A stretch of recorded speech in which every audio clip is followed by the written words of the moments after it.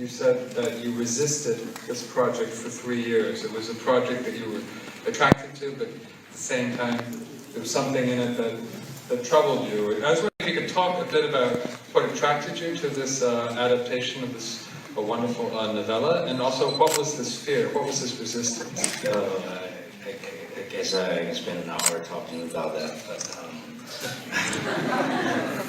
my initial reaction to it's a short story, 30 pages long. It's obscure. Eileen Chang's, she's one of the most beloved writers in Chinese history. But I think few people read this piece. It's obscure, hidden,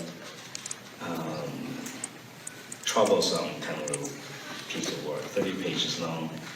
When I read it, the two reactions I had. The girl, remember, in the movie, she had a stage experience, and she just fell in love with that, and she began to play that part. She's basically going deeper and deeper into the performance, and the true herself is actually the part she's pretending. That really got to me, because I had a similar experience when I was 18, the first time I stood on stage. So I staged that stage scene exactly how I experienced my first stage experience. So that girl was me. And also, right after the play, like in the movie, also in the short story, she go out and have night eating with her friends, and there was drizzling rain. That night changed my life, and she had the same experience. So that really got to me. I felt Eileen Chang was selecting me. She go through me to meet you, or somehow. I'm kind of the media, which I really resent that. I say, get away, I'm not even your fan. Don't find me, find somebody else. I don't want to do this. Because when the girl let Mr. Ego, I really hate her. How can she do that? But it's like a ghost for me for about 3 years. I kept resisting it. I make other movies. But once I got the Oscar for Brokeback Mountain, I know it's time. Next week, I go start the pre-production of this movie, looking for my Wang Jiazi. And now I was in a position to do that. Nobody else can do this movie. I'm the only one. You, the young people, you never know what Oceanary is. But for the contemporary people, we're not really empowered to do it. I just got an Oscar, had to do it, had to abuse that power. It's kind of a missionary, somehow, I don't know. Throughout the whole process, I don't believe I invest my emotions so deeply in any other movie I did. I was like racked, and I never went so deep with actors. They're like the best actors, one innocent, the other done everything best. And Tony Leon's as good as him, as he comes. And they're gonna naked and look at me and what do we do? What do us do? What's in your mind? That was really tough for me.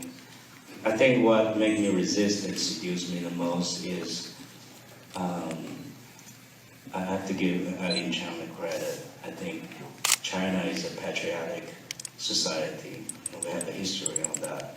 When a little woman refuses to cooperate, when she says no, when she says go, that's like a crucial moment. It's like that one element that got unscrewed, and the whole structure of our history just collapsed in front of our eyes. It's really powerful. It's very feminine, but it's very powerful. The scariest part is, of course, the Chinese patriotism towards Japanese. You confront that with the female sexuality.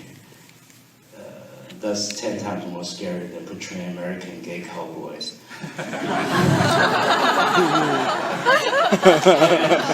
It's scary.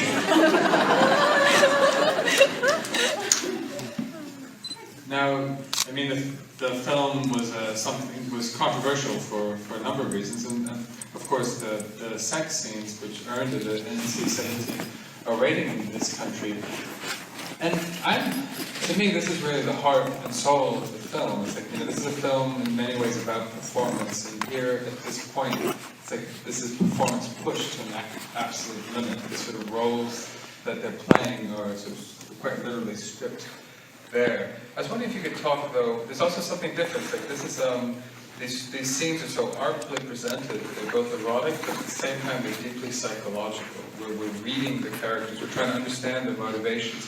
So they're both sculptural, psychological, but they're also sculptural, because I think that the way the bodies are is different than we're used to seeing on screen.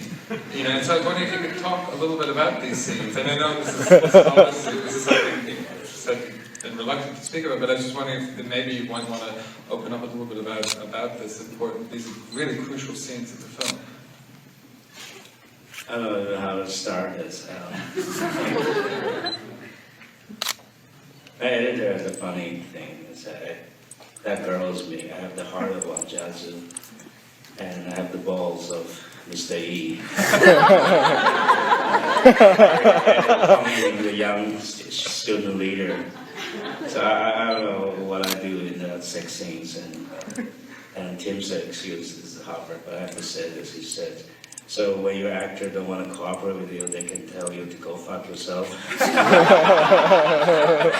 It's very confusing, to be honest with you.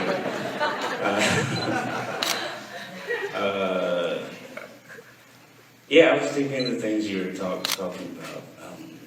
Absolutely, I try to bring artistic value to something that's raw and dirty and twisted. So you actually see the war through the twisted bodies, actually. The twisted human nature in the relationship. It's the energy of the war.